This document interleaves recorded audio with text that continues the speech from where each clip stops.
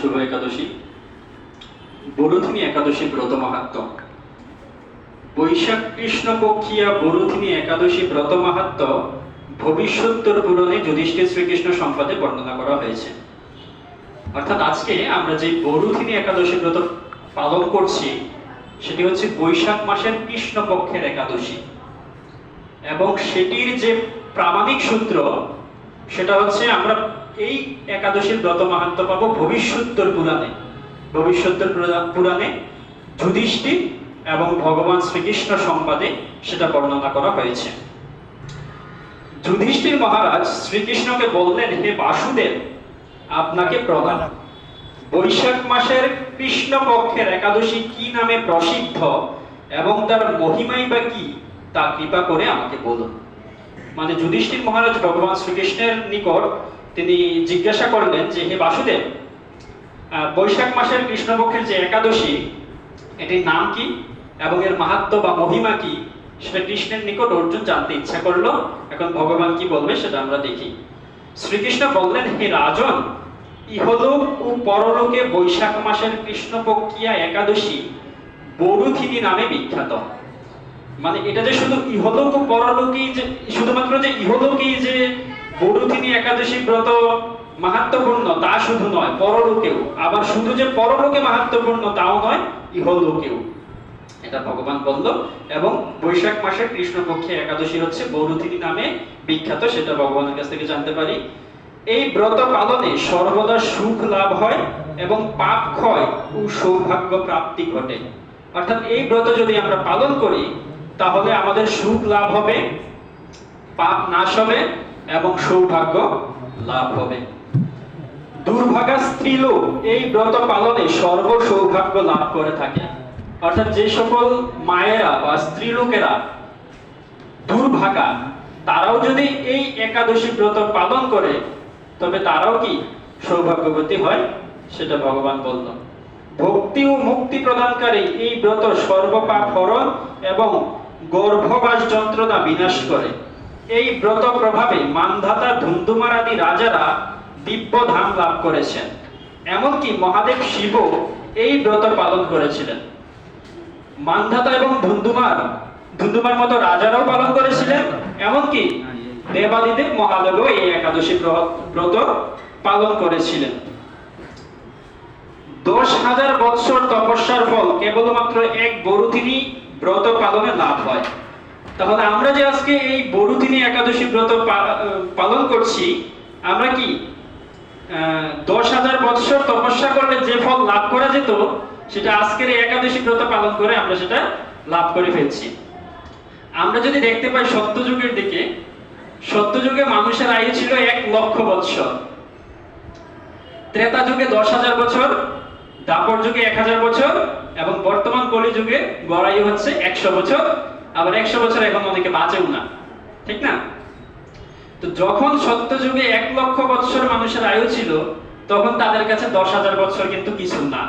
তাদের কাছে কি, তারা যদি 10,000 বছর তপস্যা করে কাটিয়েও দেয় তাহলে তাদের কি আরো 90,000 বছর বাকি থাকে আয়ু।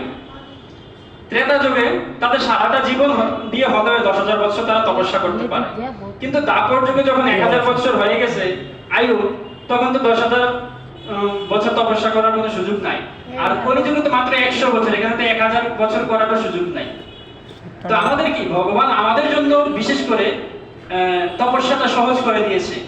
আমরা 10,000 বছর তপস্যা করে যে ফল লাভ করার কথা ছিল, আমরা আজকে এই দিনে কেবলমাত্র বরুথিনী একাদশী ব্রত যদি সঠিকভাবে পালন করে থাকি, পালন করার ইচ্ছা করে থাকি, পালন করে থাকি, তাহলে আমাদের সেই ফল লাভ হয়ে যায়। আচ্ছা, যে শ্রদ্ধাবান ব্যক্তি এই ব্রত পালন করেন তিনি ইহলোক ও পরলোকে সমস্ত প্রকার বাঞ্ছিত ফল লাভ করেন। হে নৃপশ্রেষ্ঠ, অশ্বদান অপেক্ষা গজদান শ্রেষ্ঠ। গজদান থেকে ভূমিদান, তা থেকে তিলদান, তিলদান থেকে স্বর্ণদান এবং তা অপেক্ষা অন্নদান শ্রেষ্ঠ। অন্নদানের মতো শ্রেষ্ঠ দান আর নেই। পিতৃলোক, দেবলোক ও মানুষেরা অন্নদানে পরিতৃপ্ত হন। পণ্ডিতেরা কন্যাদানকে অন্নদানের সমান বলে থাকেন। স্বয়ং ভগবান গোদানকে অন্নদানের সমান বলেছেন। আবার এই সমস্ত প্রকার দান থেকেও বিদ্যাদান শ্রেষ্ঠ। কিন্তু এই বরুথিনী ব্রত পালনে সেই বিদ্যাদানের সমান ফল লাভ হয়ে থাকে। আমরা এখানে দেখি যে অশ্বদান অপেক্ষা হচ্ছে গজদান শ্রেষ্ঠ, মানে ঘোড়া দান করা অপেক্ষা হাতি দান করা শ্রেষ্ঠ। আবার গজদান থেকে ভূমি দান, অর্থাৎ হাতি দান করার চেয়ে কাউকে যদি আমি ভূমি মানে জায়গা দান করি তাহলে সেটা আরো শ্রেষ্ঠ। আবার ভূমিদান থেকে তিল দান, মানে তিল যদি দান করি তাহলে সেটা আরো শ্রেষ্ঠ। তিল দান থেকে স্বর্ণ দান করা শ্রেষ্ঠ। আবার স্বর্ণ দান থেকে কি অন্ন দান শ্রেষ্ঠ। আর এই অন্ন দানের মতো শ্রেষ্ঠ কি আর কিছু নেই। পিতৃলোকে, দেবলোকে এবং মনুষ্যলোক অর্থাৎ এই পৃথিবী লোকে সবাই কি অন্ন দানের মাধ্যমে পরিতৃপ্ত হয়। আবার পণ্ডিতেরা এই যে কন্যা দানকে অন্ন দানের সমান বলছে। আর স্বয়ং ভগবান গোদানকে মানে গরু দান করাকে কন্যা দানের সমান বলছে। আচ্ছা, এই সমস্ত দানের চেয়ে আবার বিদ্যা দান করা শ্রেষ্ঠ। আর এই যে বরুথিনী একাদশী ব্রত আমরা পালন করব সেটা তার চেয়েও শ্রেষ্ঠ। আচ্ছা, আমরা যদি কোনো কিছুর মাহাত্ম্য শ্রবণ করি তাহলে সেই বিষয়টার প্রতি আমাদের আকৃষ্ট আরো বেড়ে যায়। আজকে এখানে যারা যারা একাদশী ব্রত পালন করছেন তারা নিশ্চয়ই নিজেদেরকে খুব সৌভাগ্যবান মনে করছেন। আর যারা করতে পারেননি বা করেননি তারা নিশ্চয়ই মনে মনে সংকল্প করছেন যে আগামী একাদশী থেকে শুরু করব বা বরুথিনী একাদশী আমরা অবশ্যই পালন করব, তাই না? আচ্ছা, পাপমতী যেসব মানুষ কন্যা রূপার্জিত অর্থে জীবন ধারণ করে পুণ্য ক্ষয়ে তাদের নরক যাতনা ভোগ করতে হয়। অর্থাৎ যে সমস্ত পাপমতী মানুষজন কন্যা রূপার্জনের উপর নির্ভরশীল থাকতে চায়, অনেক স্বামী থাকে না, এরা একটু অলসতা প্রিয়, এরা চায় এরা ঘরে বসে থাকবে, আমাদের মায়েরা উপার্জন করে দিবে, ঠিক আছে, বিশেষ পরিস্থিতিতে অন্য বিষয়। কিন্তু অনেক সময় পাপমতী লোকেরা মনে করে যে আমরা অলস থাকবো, আমাদের স্ত্রীরা আমাদেরকে উপার্জন করে চালাবে। আচ্ছা, ওটা ঠিক নয়, তাদের পুণ্য ক্ষয় হয় এবং নরক যাতনা ভোগ করতে হয়। তাই কখনো কন্যা উপার্জিত অর্থ গ্রহণ করা উচিত নয়। আচ্ছা, যে ব্যক্তি বিভিন্ন স্বর্ণালঙ্কার সহ কন্যাদান করেন তার পুণ্যের হিসাব স্বয়ং চিত্রগুপ্ত করতে অসমর্থ হন। মানে বিভিন্ন স্বর্ণালঙ্কার সমেত যে ব্যক্তি কন্যাকে দান করেন তার যে কি পরিমাণ পুণ্য হয় সেটা আমাদের যমরাজের যিনি সহকারী সে চিত্রগুপ্ত মহাশয়ও হিসাব করতে পারেন না, হিসাব করতে অসমর্থ হন।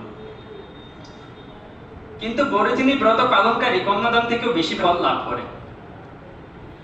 ব্রতকারী ব্যক্তি দশমীর দিনে কাঁসার পাত্রে ভোজন, মাংস, মসুর, ছোলা, শাক, মধু, অন্যের প্রদত্ত অন্ন গ্রহণ, দুইবার আহার ও মৈথুন পরিত্যাগ করবে। আচ্ছা, যে ব্যক্তি বরুথিনী একাদশী ব্রত পালন করবে তাকে এই একাদশী ব্রতের পুণ্য দিবসে অর্থাৎ দশমী তিথিতে কি কি করতে হবে? এক হচ্ছে কাঁসার পাত্রে ভোজন করা পরিত্যাগ করতে হবে, মাংস বর্জন করতে হবে যারা সাত্বিক আহারী নয়, মসুর, ছোলা, শাক, মধু এগুলো পরিত্যাগ করতে হবে এবং অন্যের প্রদত্ত অন্ন মানে অন্য কেউ দেওয়া অন্ন গ্রহণ করা থেকে বিরত থাকতে হবে।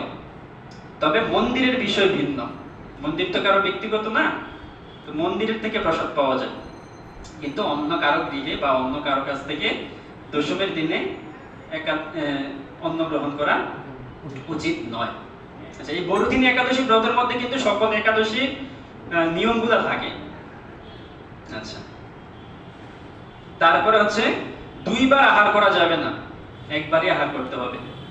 আচ্ছা, তারপরে মৈথুন অর্থাৎ স্ত্রী সঙ্গ থেকে বা অন্যভাবে মৈথুন থেকে বিরত থাকতে হবে আমাদেরকে।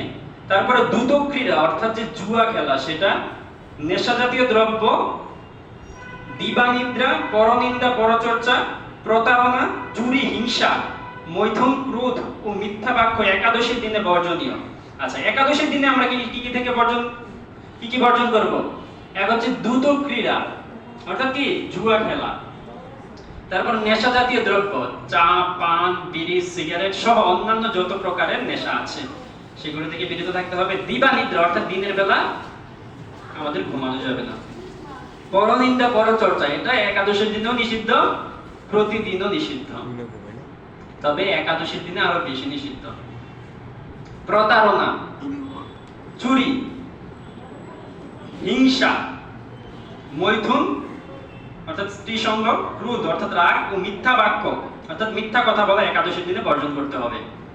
আচ্ছা, কাঁসার পাত্রে ভোজন, মাংস, মসুর, মধু, তেল, মিথ্যা ভাষণ, ব্যায়াম, দুইবার আহার ও মৈথুন এসব দ্বাদশীর দিনে পরিত্যাজ্য। এটা হচ্ছে একাদশীর পর দিন, অর্থাৎ আমরা যেদিন পালন করি বা যেদিন দ্বাদশী, সেদিন আমাদের কি সতর্ক থাকতে হবে? কাঁসার পাত্রে ভোজন করা যাবে না সেদিন।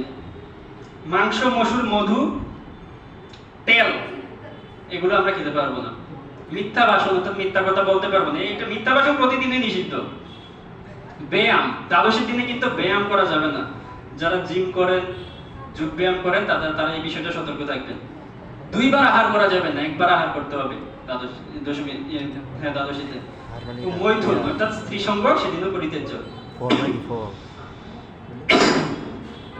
হে রাজন, এই বিধি অনুসারে বরুথিনী ব্রত পালনে সকল প্রকার পাপের বিনাশ এবং অক্ষয় গতি লাভ হয়।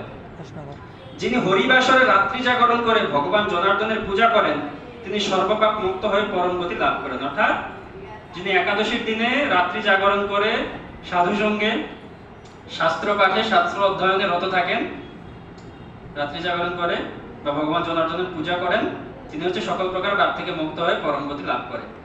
তাই সূর্যপুত্র যমরাজের যাতনা থেকে পরিত্রাণের জন্য পরম যত্নে এই একাদশী ব্রত পালন করা কর্তব্য। তো আমরা যদি যমরাজের যাতনা থেকে, অর্থাৎ সূর্যের যে পুত্র যমরাজ, তার থেকে যদি আমরা দূরে থাকতে চাই বা তার কাছ থেকে যদি আমরা মুক্তি পেতে চাই, তাহলে আমাদের কি করতে হবে? পরম যত্ন সহকারে একাদশী ব্রত পালন করতে হবে। বরুথিনী একাদশীর ব্রত কথা শ্রদ্ধা ভরে পাঠ বা শ্রবণ করলে সহস্র গোদানের ফল লাভ হয়। এই যে একাদশী ব্রত মাহাত্ম্য পাঠ করলাম, সেটা যিনি পাঠ করে এবং যিনি সেটা শুনে, তারা হাজারটা গরু দানের ফল লাভ করে। আচ্ছা, এবং সর্বপাপ থেকে মুক্ত হয়ে বিষ্ণু লোকে গতি হয়। অর্থাৎ সমস্ত পাপ থেকে মুক্ত হয়ে ভগবান বিষ্ণু যেখানে বাস করেন সেই বৈকুণ্ঠ লোকে তার গতি হয়। আশা করি আপনারা এই একাদশীর ব্রত মাহাত্ম্যটি উপলব্ধি করতে পেরেছেন। আমি ছোট মানুষ, যদি এখানে কোনো রকম ভুল ত্রুটি থেকে থাকে আপনারা সেটা ক্ষমাসুন্দর দৃষ্টিতে দেখবেন, এবং আপনাদের পরম মহিমাময়, পরম মাহাত্ম্যময় এবং পরম ঐতিহ্যময় এই গুপ্ত জগন্নাথ মন্দিরে আসতে পেরে আমি নিজেকে অনেক সৌভাগ্যবান মনে করি। বিশেষ করে এই একাদশী তিথিতে এখানে আসতে পেরে এবং আপনাদের সকলের সঙ্গ এবং দর্শন পেয়ে আমি নিজেকে আরো কৃতজ্ঞ মনে করি। গুরুদেব, আমার একটা প্রশ্ন, আর মানে কি কি ফল ফাকড়া যেগুলো আছে এগুলো একবার খাওয়ান যাবো? হ্যাঁ, বুঝিনি। মানে ফল যেগুলো আছে এটা কি শুধু একবারই খাওয়ান যাবো না ফল বারবার খাওয়ান যাবো? দেখো, একাদশী তিথির 3টা স্টেপ আছে। এক হচ্ছে তুমি দশমী এবং দ্বাদশীতে একবার আহার করবে, আর একাদশীতে উপবাস থাকবে। আচ্ছা, ঠিক আছে। আর দ্বিতীয় স্টেপ যেটা, তুমি দশমী এবং দ্বাদশীতে পরিমাণ মতো খেলে, একাদশীতে উপবাস থাকলে। আরেকটা হচ্ছে, এটা হচ্ছে সর্বশেষ স্টেপ এবং এটা সহজ স্টেপ সকলের জন্য। সেটা হচ্ছে তুমি একাদশী তিথির পূর্ব দিবস এবং পর দিবসে নিরামিষ আহার করলে, সাত্বিক আহার করলে, এবং একাদশী তিথির দিন পঞ্চ রবি শস্য বাদ দিয়ে খেলে। পঞ্চ রবি শস্য কি কি? ধান জাতীয় শস্য, ধান জাতীয় দ্রব্য, তারপরে